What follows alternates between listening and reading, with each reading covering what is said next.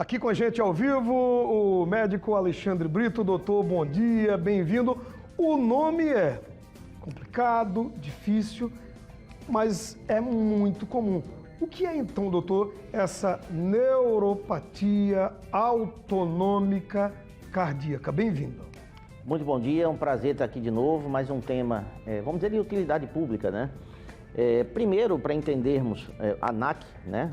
Vamos usar essa sigla, neuropatia autonômica cardíaca, ou cardiovascular. A gente precisa entender que nós temos um sistema de comando neurológico ou do sistema nervoso que independe do nosso comando consciente, ele é involuntário. Enquanto eu estou aqui, obviamente meu coração está batendo sem que eu precise comandar conscientemente que ele bata, né? E assim são as contrações arteriais, assim são as contrações do tubo digestivo. Então existe um sistema involuntário, independe da nossa vontade, que está sob comando dessa parte do sistema nervoso, que é o sistema nervoso autônomo. O problema é que o diabetes ele também afeta esse sistema autônomo e a gente pode chamar de desautonomia. Por exemplo, nessa situação em que pode haver variação de pressão, tá? Diminuindo o fluxo cerebral e o paciente pode ter aquela tontura e até mesmo cair ou ter um desequilíbrio. Eu falei quando estava para lhe chamar desse exemplo, né? Às vezes o idoso está em casa, faz algum movimento estranho, fica tonto, pega uma planta, levanta, vai deitar, está na cama, vira para o lado, opa, tô tonto. Aí vem aquela história, isso pode ser labirintite, eu posso estar com algum problema. E pode não ser, né? Pois e na maioria das vezes esse tipo de apresentação clínica não é decorrente de um processo de labirintopatia. Então o que ocorre é que existe uma desautonomia, um descontrole provocado pelo diabetes, né? Principalmente o diabetes de longa data dos nossos idosos, tá? E nesse sistema autônomo que ele não vai manter a pressão equilibrada quando a gente muda de posição, por exemplo. Então, por isso que a gente pede, principalmente para o idoso diabético, quando se levantar à noite para ir no banheiro, que se levante lentamente, que sente um pouquinho na cama, respira um pouquinho, segura lá um pouquinho a vontade de fazer xixi. Isso é até um exercício. E aí vai com calma, né? É bom ter uma luminosidadezinha de madrugada para que essa pressão não caia. Mas enfim, esse problema é muito mais amplo que isso, porque ele aumenta muito o risco do infarto cardíaco silencioso, né? O paciente passa a não perceber, por exemplo, agressões à musculatura cardíaca como a isquemia, o infarto. E essa tontura pode acompanhar todos esses quadros, né? Então não é labirintite, esse idoso precisa ser idoso diabético, precisa ser visto do ponto de vista do diabetes, do controle do diabetes, da sua proteção cardiovascular. Doutor, tem como amenizar esse problema e de que forma?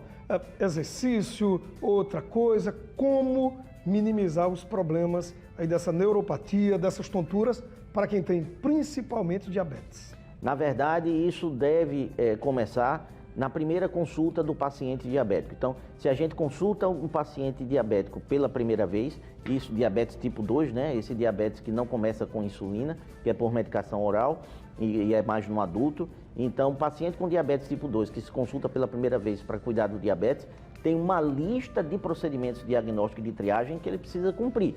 E infelizmente nós não vemos isso. Eu vejo pacientes idosos há anos que nunca fez uma avaliação renal, não fez uma avaliação de fundo de olho para ver a retinopatia diabética, não fez uma avaliação de neuropatia diabética. Isso que a gente está falando faz parte de um conjunto, né, de síndromes, que é a neuropatia diabética. Como a gente falou da neuropatia dos membros inferiores aqui, que provoca amputação, está dentro desse conjunto sindrômico que é a neuropatia. Só que hoje a gente está abordando essa parte da neuropatia, que é a desautonomia cardíaca. Mas isso está no bojo de avaliação que deve ser feita no início.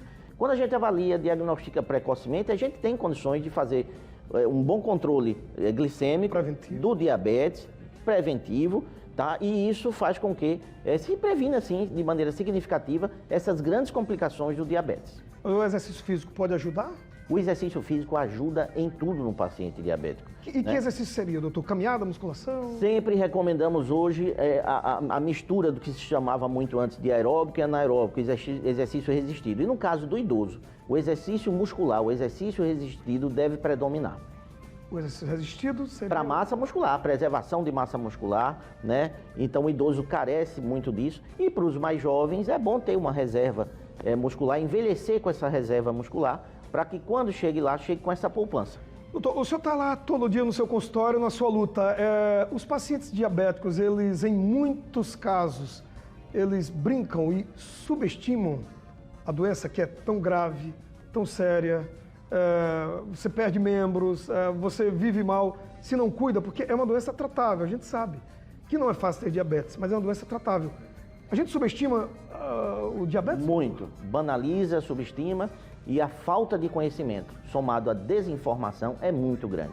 E aí o nosso papel, enquanto médicos, e automaticamente nós somos educadores em saúde, né? Então nós temos um papel muito importante de conversar, de orientar na nossa consulta e levar conhecimento certo para esses pacientes.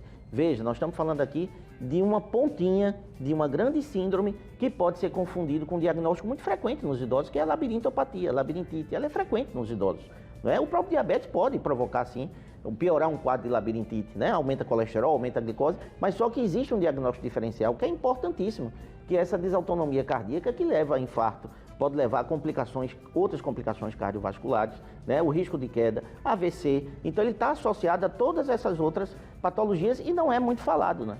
E para a gente fechar, doutor, quem está em casa, tem um pai, mãe, vô, vó, e que percebe que vai não vai, ele apresenta essa tontura, vai não vai, ele fala, fiquei tonto, me levantei de forma brusca e fiquei tonto. É buscar um médico rápido. Exatamente. Vai lá para o seu geriatra, a geriatria é a grande porta de entrada para avaliação dos pacientes idosos e aqueles pré-idosos. Não quer dizer que ele não vá para outros especialistas, vai também, mas sempre é bom ir sob nossa recomendação, sob nosso encaminhamento e sob nosso acompanhamento conjunto.